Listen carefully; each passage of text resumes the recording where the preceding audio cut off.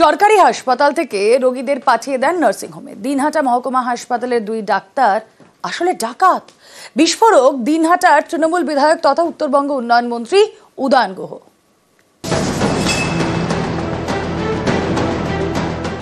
যে কাজ করেছেন, ঠিক কাজ করেছেন, তাকে আমরা সাধুবাদ জানাই। কি করেছেন উদয়ন গুহ? কেন তাকে এভাবে সাধুবাদ জানাচ্ছেন দিনহাটার বাসিন্দারা? উদয়ন গুহ আসলে বিস্ফোরক এক দাবি করেছেন। দিনহাটা মহকুমা হাসপাতালের দুই চিকিৎসককে ডাকাত বলে তোপ দেখেছেন সোশ্যাল মিডিয়ায়।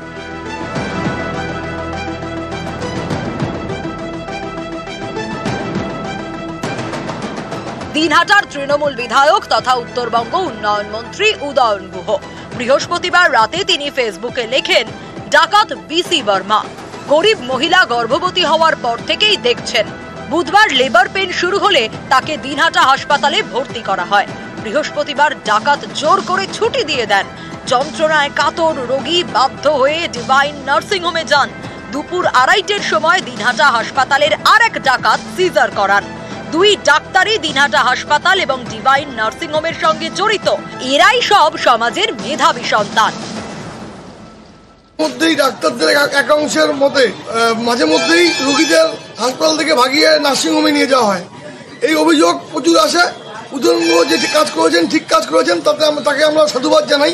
দেখুন, চিকিৎসক মহলে কিছু তো অসাধু চিকিৎসক রয়েছে, যাদের জন্য আমাদের সাধারণ মানুষকে হয়রানি হতে হচ্ছে। দিনহাটার কোনো লোক সমস্যায় না পড়ে তিনি তার প্রতিবাদ সবসময় করে যাচ্ছেন। সমাজ মাধ্যমে যে অভিযোগ করেছে তা অত্যন্ত গুরুত্ব নিয়ে খতিয়ে দেখা হবে। যদি সত্যি কেউ দোষী থাকে তদন্তে প্রমাণিত হয়, উপযুক্ত ব্যবস্থা নেওয়া হবে। সরকারি হাসপাতাল থেকে নার্সিংহোমে, সেখানে ভালো খরচ। অভিযোগ, প্রসবের পর মোটা বিল ধরানো হয় পরিবারকে। খবর পেয়েই আসরে নামেন উদয়ন গুহ। ডাক্তারদের ডাকাত বলে তোপ দাগেন। পাশাপাশি কড়া বার্তা দিয়ে সোশ্যাল মিডিয়ায় লেখেন, ওই ডাক্তারকেই নার্সিংহোমের খরচ মেটাতে হবে। রাত জাগা লাল পাখিরা এখন কোথায়? এরপরে উদয়ন গুহ নিজের এই পোস্টটি এডিট করেন। লেখেন, এইমাত্র খবর পেলাম সব খরচ মুকুব হয়ে গিয়েছে। কোচবিহার থেকে শুভঙ্কর সাহা, নিউজ 18 বাংলা। জেলের পরেই জামিন। বিডিএ চেয়ারপারসনের 3 বছরের জেল, নিম্ন আদালতের জেল, আর তারপরেই জামিন। 20,000 টাকার ব্যক্তিগত বন্ডে অস্থায়ী জামিন। খুনের চেষ্টার ঘটনায় জামিন কাকলিতা গুপ্ত। নির্দেশ বর্ধমান ফার্স্ট ট্র্যাক কোর্টের। বাকি দোষীদের 10 বছর জেল। উনি আমার বেল পিটিশন গ্রহণ করে এবং গ্র্যান্ট করেছেন বেল। 20,000 টাকার বেল বন্ড দিয়েছেন। জামিনটা অস্থায়ী, ওই অ্যাপিল পর্যন্ত। তারপরে ওনার কাছে জমা দিতে হবে, না হলে ওনার বেল ক্যান্সেল হবে। পিরিয়ড হচ্ছে না 1 মাসের পিরিয়ড আমাদের। 1 মাস অস্থায়ী জামিন দিলে, অস্থায়ী জামিন দিয়ে আজকে উনি ছাড়া পাবেন তাহলে? অবশ্যই। দুর্গাপুর ব্যারাজ ব্রিজ সংস্কারের উদ্যোগ। এবার বর্ষার আগেই এই সংস্কারের কাজ শেষ করতে চায় সেচ দপ্তর। এর জন্য প্রথমে দামোদরের উপর বিকল্প সেতু তৈরি করা হবে, আর সেটা হয়ে গেলেই দুর্গাপুর ব্যারাজ ব্রিজ সংস্কারের কাজ শুরু।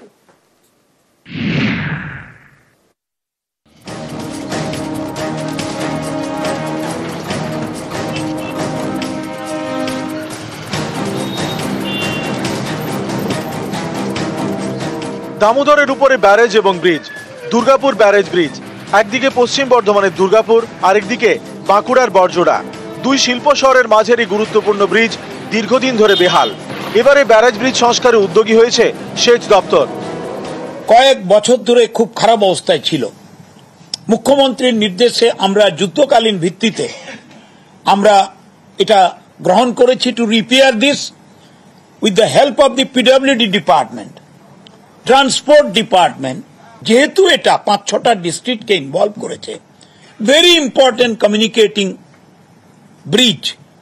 যাতায়াত কিভাবে ডাইভার্ট করব, কোন দিক দিয়ে বের করব, কোন দিক দিয়ে ঢুকবে, কমিউনিকেশন, আবার সেটাকে মেনটেন করে রিপেয়ার, এই সবগুলোই আমরা করছি।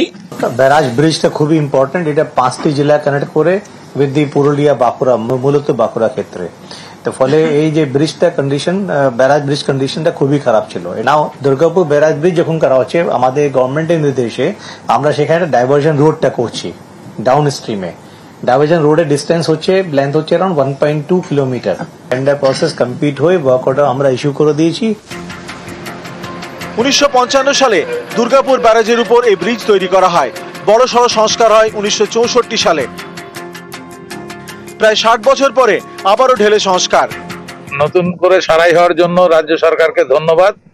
আমরা Durgapur chamber of commerce, Barjora chamber of commerce থেকে একটা আবেদন দিয়েছি যাতে আরেকটা সেতু তৈরি হয়। বাঁকুড়া পুরুলিয়ার সঙ্গে কলকাতার যোগাযোগের অন্যতম গুরুত্বপূর্ণ রাস্তা দুর্গাপুর ব্যারেজ ব্রিজ। এই ব্রিজের বেহাল ছবিটাই এবার বদলাতে চলেছে বলে আশা। এটা বাঁকুড়া থেকে দুর্গাপুরের একটা মেন রাস্তা। রাস্তাটা তৈরি হলেই ভালো, যানজট কম হবে, মানুষের যাতায়াতের সুবিধা হবে। আমরা পুরুলিয়া থেকে আসছি, ধরুন অনেকটা রাস্তা আসতে হয় আমাদেরকে, তার মাঝখানে যদি জট সহ্য করতে হয় অনেকটাই কষ্ট হয়। সেক্ষেত্রে অনেক ভালো হবে, রাস্তা পরিষ্কার হবে, তাড়াতাড়ির মধ্যে পৌঁছে যাবো, যাতায়াত সুবিধা হবে। আমি ধন্যবাদ জানাবো আমাদের বাংলার মুখ্যমন্ত্রী, মাননীয় মুখ্যমন্ত্রী মমতা বন্দ্যোপাধ্যায়কে, এবং সাধারণ মানুষের যে বেহাল অবস্থা ছিল সেই বেহাল অবস্থা থেকে মানুষ আবার সুন্দরভাবে যাতায়াতের করতে পারবেন এবং বিভিন্ন দুর্ঘটনার যে সম্মুখীন হচ্ছিল সেই সম্মুখীন আর হতে হবে না। দুর্গাপুর ব্যারেজ ব্রিজ দিয়ে রোজ প্রায় 26,000 গাড়ি যাতায়াত করে। সংস্কারের জন্য এমন গুরুত্বপূর্ণ রাস্তা বন্ধ করা যাবে না। ব্যারেজ ব্রিজের 50% ব্লক করে সংস্কারের কাজ হবে। সেচ দপ্তর চায় এই সংস্কারের কাজ 15 জুনের মধ্যে শেষ করতে। ব্রিজের পাশে বিকল্প রাস্তাও তৈরি করবে সেচ দপ্তর।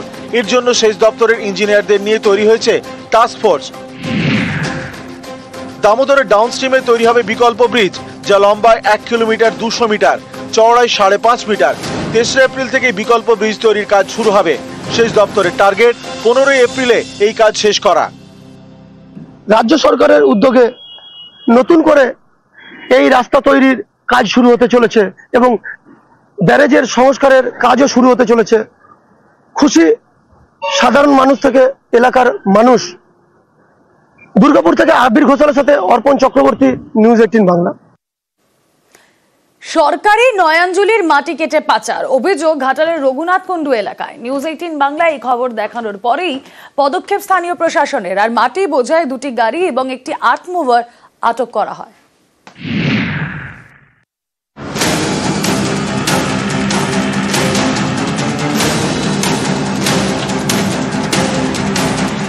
পশ্চিম মেদিনীপুরের ঘাটালের রঘুনাথ কুণ্ডুতে রাস্তার পাশে নয়াঞ্জলি। এই নয়াঞ্জলিরই মাটি তুলে সাফ। স্থানীয়রা বলছেন এভাবেই সরকারি নয়াঞ্জলির মাটি চুরি হয়ে যাচ্ছে। যে বিএলআর হিসেবে তাকে জানিয়েছিলাম, কোনো রকম প্রতিক্রিয়া হয়নি বলে আমরা ওই দিকে আর কোনো রকম গুরুত্ব দিই। যেহেতু প্রশাসন কোনো রকম গুরুত্ব দিচ্ছে না, তাতে আমাদের আর কি আছে, যেহেতু প্রশাসনের জায়গা। রঘুনাথ কুণ্ডুতে রাস্তার পাশে নয়াঞ্জলি এখন শুকনো। এই শুকনো নয়াঞ্জলি থেকে মাটি তুলে সাফ। কার কাজ হচ্ছে এটা? নাম তো জানি না।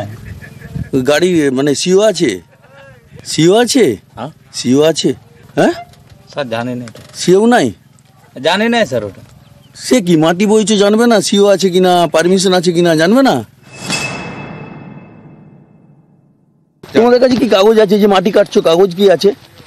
কাগজ বলতে আমাদের কাছে নেই, তার কাছে আছে। ঠিক আছে, তার কাছে আছে। তো কাগজ দেখছো না যে কাগজ ছাড়া কাজ করলে অসুবিধা হতে পারে? না, কাগজ আমরা হচ্ছে যে দেখছি না বলতে কি, আমার দিকে সে পারমিশন দিয়েছে বলে আমরা করছি। ঠিক আছে। এভাবে নয়াঞ্জলির মাটি কাটার অনুমতি দিলেন কে? স্থানীয় পঞ্চায়েত প্রধান বলছেন তারা কোনো অনুমতি দেননি, গায়ের জোরেই নাকি মাটি কাটা চলছে।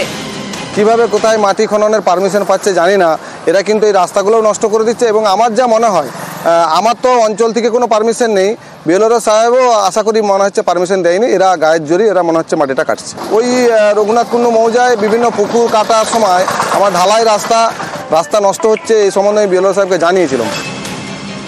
এই খবর দেখানোর পরেই পদক্ষেপ। ঘটনাস্থলে পৌঁছন স্থানীয় প্রশাসনিক আধিকারিকরা। মাটি বোঝাই 2টি গাড়ি এবং একটি আর্থ মুভার তারা আটক করেন। আপনার যেটুকু ট্যাক্স দিচ্ছে সেরকম কাটুন। 1300 টাকার মাটি পার ডে আপনার তো 1 টাকা দিল্লি তো হয়ে যাবে। যা দেখলাম সম্পূর্ণ অবৈধ। তাহলে ব্যবস্থা নেবেন? নেওয়া হচ্ছে, আমরা কাগজপত্র রেডি করছি। এফআইআর করবেন? অবশ্যই এফআইআর করব। আমরা যে রয়্যালটি চালান দেখলাম পেনাল্টি, সেটা কিন্তু অনেকটাই কম। আমরা ওটা ল্যান্ড দপ্তরকে বলেছি যে ক্যালকুলেশন করে দেখতে যে কতটা এক্সাক্ট মাটি কাটা হচ্ছে সারাদিনে, সেই অনুযায়ী যেন কালেকশন করা হয় পেনাল্টি। এবং যে ট্র্যাক্টরগুলো আছে সেগুলোর যে পেছনে ক্যারেজ ডালা লাগানো আছে সেটার পারমিশন আছে কিনা সেটা আমি দেখবো, যদি না থাকে তাহলে ট্র্যাক্টরগুলো সিজ। ঘাটাল থেকে সুকান্ত চক্রবর্তী, নিউজ 18 বাংলা।